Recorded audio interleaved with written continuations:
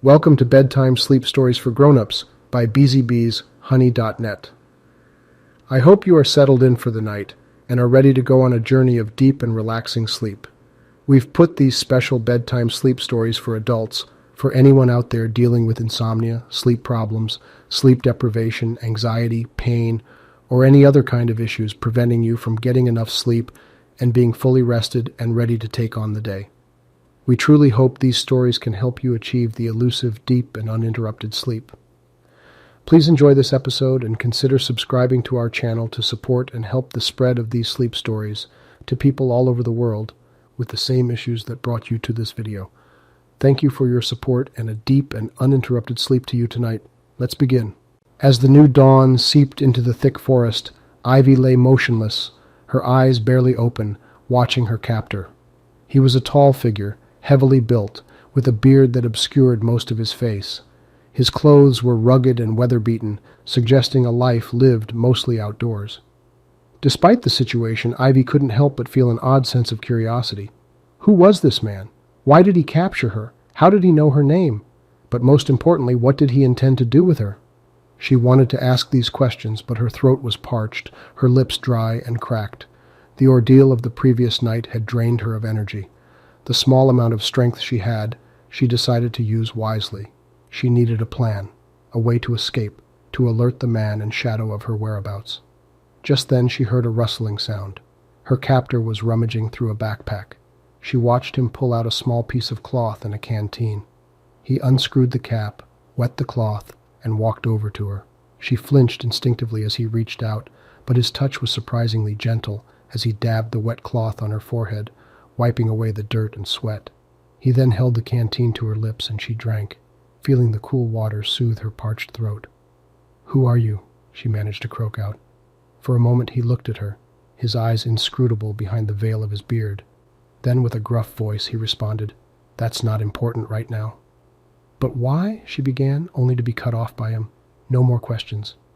His tone left no room for argument. He went back to his spot, leaving Ivy with her thoughts. While this new development didn't answer any of her questions, it did present an unexpected truth. Her captor, it seemed, didn't intend to harm her, at least not immediately. This realization provided a strange form of comfort, but also muddled her understanding of her situation. In her confusion, Ivy remembered a lesson she had learned long ago. In life, things rarely made sense in the present. Often, we only understand why things happen when we look back at them in retrospect, when we can see the whole picture. But for now, she had to focus on surviving, escaping. The morning passed in an uncomfortable silence. Ivy's captor seemed content to let her rest, but she could see him eyeing her warily, almost as if he was waiting for her to make a move. Just as she was about to drift into a fitful sleep, a distant sound jarred her back into alertness. It was faint but unmistakable, the low, guttural growl of a dog. Shadow. The sound seemed to come from the direction they had come from, back towards the man. A surge of hope washed over her. They were still looking for her. She wasn't alone. But just as the feeling took hold, the reality of her situation crashed into her. She was still a captive, still far from being found, and the approaching search party could very well walk right past her. She needed a signal, something to alert them to her presence. But how could she do that without alerting her captor? She glanced at the man. He seemed to have heard it too, and was looking in the direction of the sound. There was a tension in his posture, a readiness for action. It was now or never. Quickly, Ivy scanned the area around her, looking for something, anything that could serve as a signal. Her eyes landed on a small pile of dry leaves and twigs nearby. It was a risk, but it was the only chance she had. Before her captor could stop her, she reached out, grabbed a handful of the leaves, and threw them into the small fire her captor had made earlier. A surge of smoke rose up, billowing into the air.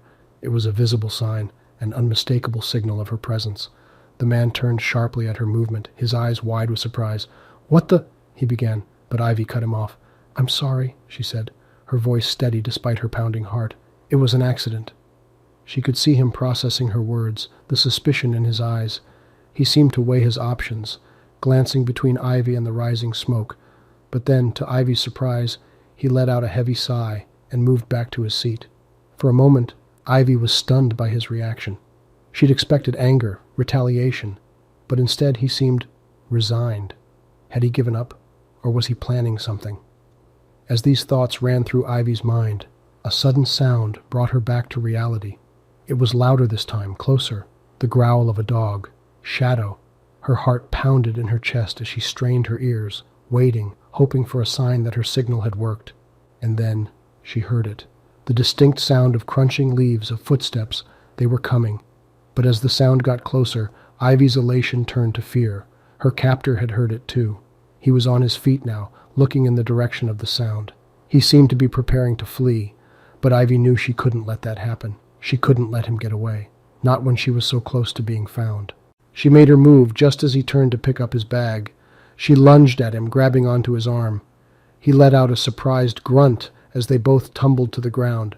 She knew she couldn't hold him for long, but she didn't have to. The footsteps were nearly upon them now. She just had to delay him long enough. "Let go of me," he growled, trying to shake her off. But Ivy held on, her fingers digging into his arm. She could hear the shouts now, the calls of her name. They were here. She was found. The man managed to shake her off, but it was too late. The search party burst into the clearing, Shadow leading the way. He growled at the sight of the man, his fur standing on edge. "Freeze!" shouted one of the men, pointing his gun at the man. The man raised his hands in surrender, his eyes darting between Ivy and the men. "Are you okay, Ivy?" another man asked, rushing to her side. "I am now," she answered, looking at the man who had taken her. He was captured now. She was safe. As the men moved to secure her captor, Ivy turned to look at the dense forest around her. She was alive. She was safe. And she had learned an invaluable lesson about survival and courage. Our strength, she realized, is not defined by how we perform when things are easy, but by how we rise to meet challenges when they are hard.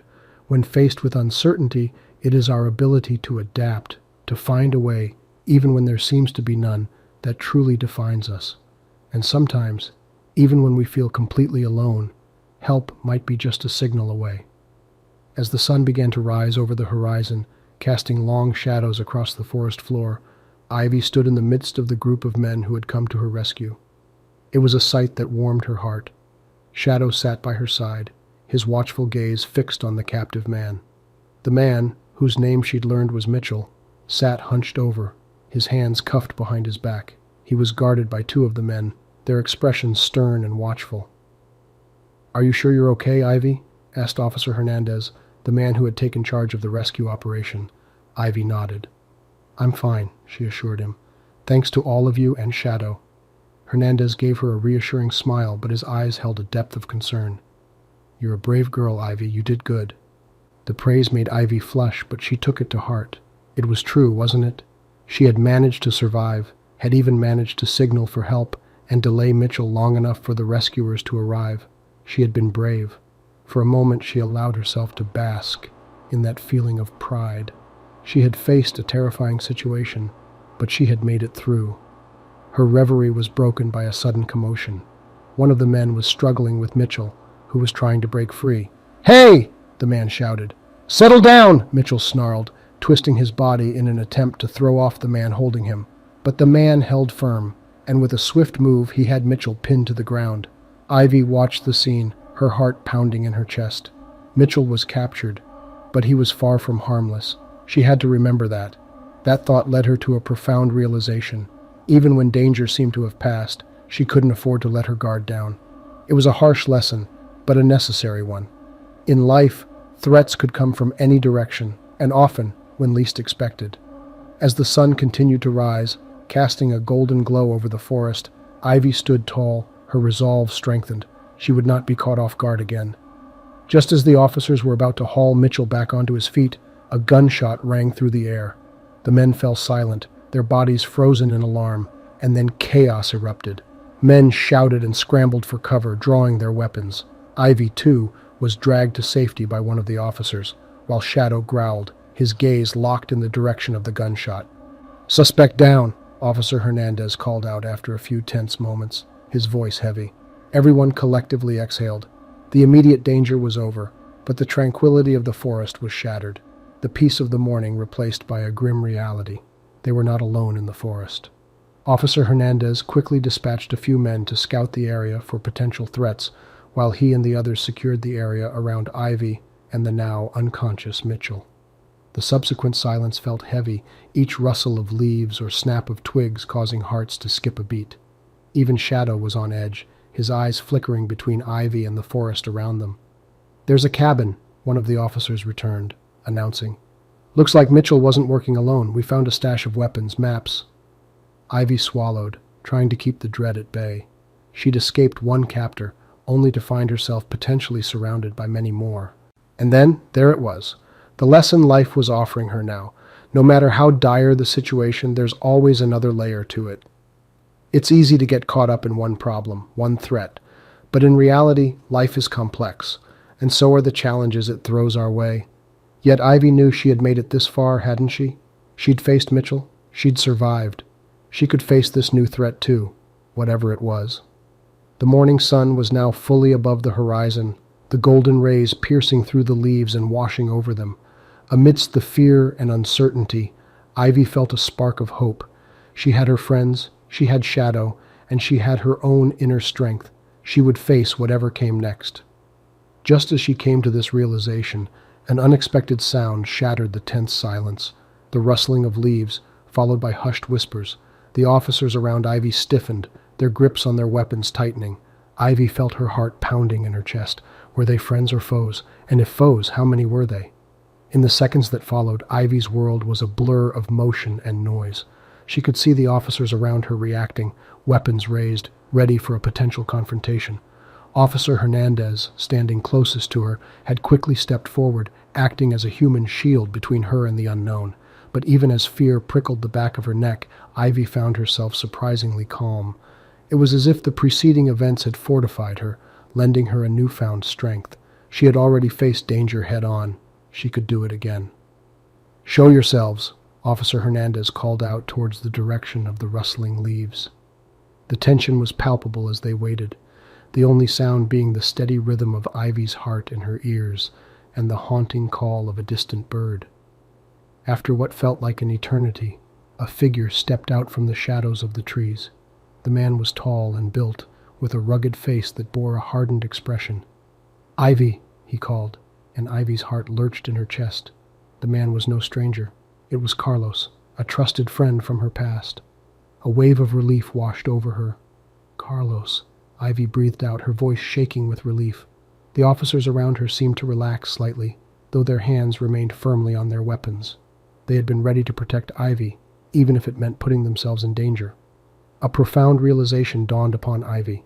There are moments in life where the actions of others can remind us of the depths of kindness and courage within us all. Despite the inherent danger, these officers were willing to put themselves in the line of fire for her, a testament to their unwavering duty. In such moments, Ivy thought, we can choose to focus on the fear, or we can choose to focus on the bravery. It's all a matter of perspective. And then, a sudden movement behind Carlos caught Ivy's attention. Another figure emerging from the shadows, but this one was unfamiliar, the gleam in his eyes a stark contrast to the warmth in Carlos's. "The gang's all here, huh?" The stranger's voice was a cold, mocking drawl, causing a fresh wave of tension to ripple through the officers.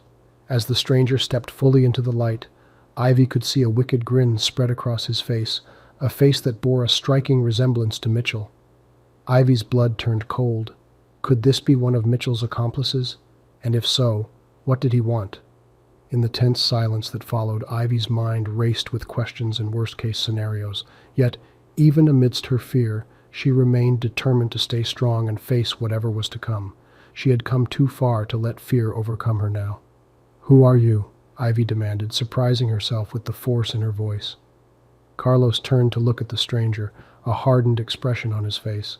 The stranger only chuckled, his eyes twinkling in the twilight. "Oh, sweetheart, you'll find out soon enough." A chill ran down Ivy's spine at the stranger's words, but she stood her ground. In her heart she clung to the wisdom of her grandmother, the words that she had repeated to herself like a mantra throughout her ordeal. When fear knocks on your door, send courage to answer. Suddenly a loud gunshot echoed through the clearing, startling everyone. Ivy saw the officers around her react instantly, guns drawn and pointed towards Carlos and the stranger. But it wasn't them. The gunshot had come from somewhere behind them, from the shadows of the forest. Everything happened in a blur then. The officers dispersed, some rushing towards the source of the gunshot, others staying behind to secure Ivy. Carlos and the stranger, too, seemed taken aback, their attention diverted to the unseen shooter. In the chaos, Ivy felt a hand grab her arm and pull her aside. She turned to see Officer Hernandez guiding her towards the safety of the patrol car. As she stumbled along with him, her mind was a whirl of confusion and fear. Ivy felt the cool metal of the police car beneath her as she sat huddled, her eyes transfixed on the chaos unfurling before her. The beam from the flashlights danced over the eerie forest as officers scoured the undergrowth, their shouts echoing through the night. The suspect who had fired the shot remained unseen, their presence marked only by the tangible dread that lingered in the air. Officer Hernandez was speaking into his radio, his voice steady amidst the pandemonium. "All units, we have a shooter at large. I repeat, shooter at large." His words seemed to ricochet within Ivy's mind, sparking off a flurry of fearful thoughts. Her heart pounded in her chest as she gripped the edges of her seat. All the while, the life lesson her grandmother had imparted resonated in her mind. Courage doesn't mean you don't get afraid. Courage means you don't let fear stop you. "Are you okay, Ivy?" Officer Hernandez asked, looking at her with concern. She merely nodded, her throat feeling too constricted for words. Suddenly, a rustling sound came from the forest, drawing Ivy's attention. The officers around her tensed, their fingers hovering over their triggers. As they stared at the undergrowth, a figure emerged, hands raised in surrender. It was a young man, no older than Ivy, with a fearful expression. "I didn't shoot! I swear I didn't shoot!" he exclaimed, his voice echoing through the clearing. As the officers apprehended him, Ivy couldn't help but feel a twinge of sympathy for him. Despite the terrifying circumstances, he was just as scared as she was.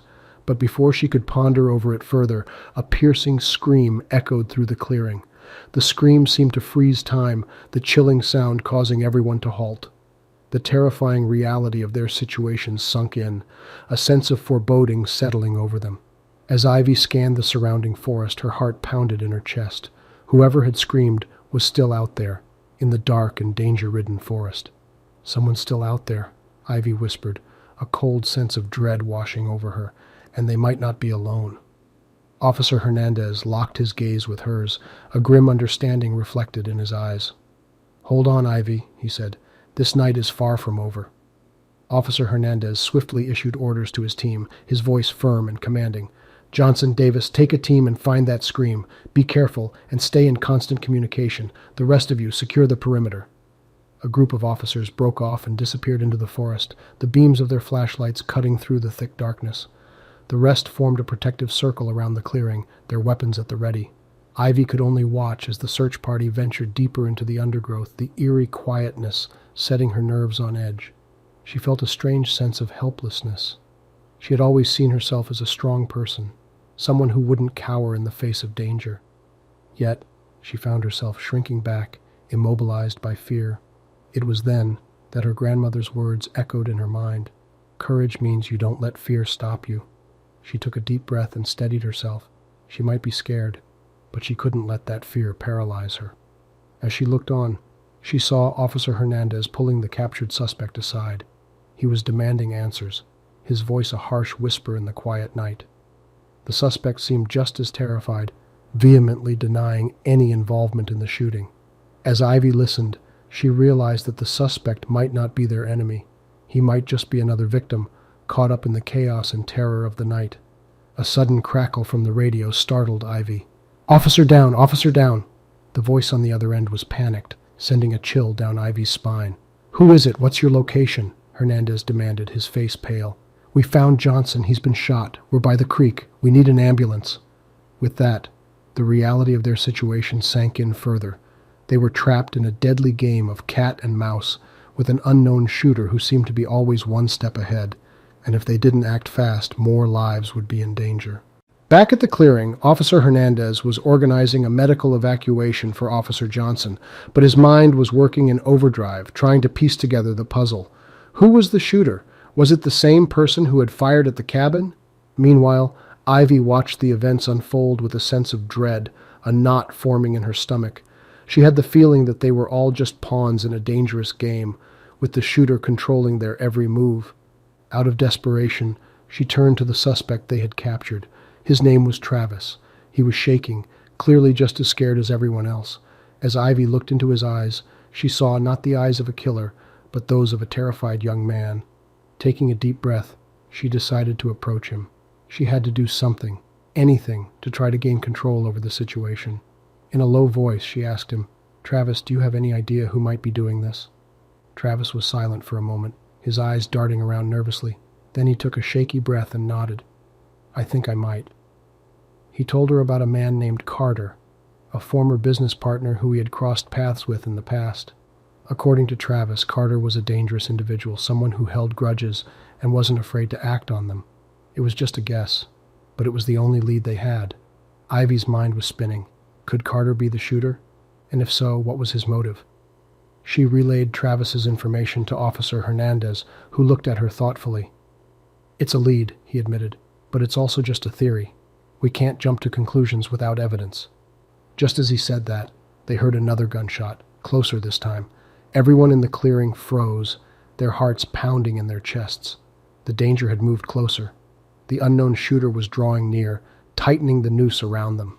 As Officer Hernandez barked orders for everyone to take cover, Ivy found herself instinctively moving toward the direction of the shot. Her heart pounded in her chest like a wild drum, but she knew she needed to act. "Ivy, what the hell are you doing?" Officer Hernandez called out, reaching out to pull her back. Ivy pulled her arm free from his grip and met his worried eyes with determined ones. "I have to do this," she said. "You could get killed," he protested. "I know," she replied, "but I can't just stand here and do nothing." Before Officer Hernandez could respond, Ivy was off, moving swiftly and silently through the dense forest, her heart pounding in her chest. She felt a primal fear course through her veins, but it was tinged with something else. Excitement. This was real. This was raw. This was life. After what felt like an eternity, Ivy spotted a figure in the distance. She crouched low, trying to make herself as small a target as possible. The figure seemed to be focused on something else, oblivious to her presence. Her hands tightened around the small knife she had taken from the cabin. It was a pathetic weapon against a gun, but it was all she had. She took a deep breath, bracing herself for what she was about to do. In a sudden burst of energy, Ivy launched herself at the figure. There was a scuffle, a gunshot, and then silence. Ivy felt a searing pain in her shoulder, but she didn't let it stop her. She wrestled the gun from the figure's grip and aimed it at him. As the dust settled, Ivy found herself looking at a man. He was not Travis's Carter. He was a stranger, but the cold, calculating look in his eyes was all too familiar. He was the shooter. Ivy swallowed, her throat dry. "Who are you?" she demanded, her voice shaky but firm. But the man merely smiled, revealing a row of perfect white teeth. "Oh, Ivy," he said, his voice a low purr, "you have no idea what you've gotten yourself into." And with that, he pressed a button on a device in his hand, and the world exploded in a bright white light. The blast from the device in the man's hand sent Ivy flying backwards, her ears ringing from the sudden explosion. She hit the ground hard, dazed and disoriented. When she finally managed to sit up, she found that the man was gone. All that was left was a small crater in the ground where he had stood, the remnants of the device smoldering in the center. Ivy's heart pounded in her chest as she looked around, trying to make sense of what had just happened. She felt a wetness on her shoulder and looked down to find her shirt was stained with blood, the bullet wound. She had almost forgotten about it in the chaos. Crawling over to a tree, Ivy leaned against its trunk, pressing her hand against the bleeding wound. She felt a wave of dizziness wash over her, and she closed her eyes, taking deep, steadying breaths. She needed to stay conscious. She needed to get back to the cabin. Time seemed to both crawl and race by as she forced herself to her feet and began the long, painful journey back. She stumbled more than once, her vision swimming as the blood loss took its toll. But she kept moving, driven by sheer will and determination. The lights of the cabin were a beacon in the darkness when they finally came into view. Ivy felt a surge of relief. She was almost there, just a little bit further. Just as she was nearing the cabin, a figure stepped out from the shadows. Ivy's heart pounded in her chest as she squinted at the figure, trying to make out who it was. Then recognition hit her like a punch to the gut. It was Travis. "Travis," she called out, her voice a hoarse whisper, but the figure didn't respond. It merely stood there, watching her. Confusion and fear welled up inside Ivy. Something wasn't right. "Travis, it's me, Ivy." She tried again, but the figure still didn't respond. As she drew closer, she could make out the expression on Travis's face. His eyes were vacant, his face slack. It was as if he wasn't really there. Just as she was about to reach him, Travis raised his arm, pointing something at her. It took a moment for Ivy to register what it was. A gun. "Travis, no!" she cried out, but it was too late. The sound of the gunshot echoed through the forest. We've now come to the end of this chapter. Please stay tuned for the next chapter of this story to be published in the upcoming days. In the meantime, please enjoy the sleep music that's about to begin.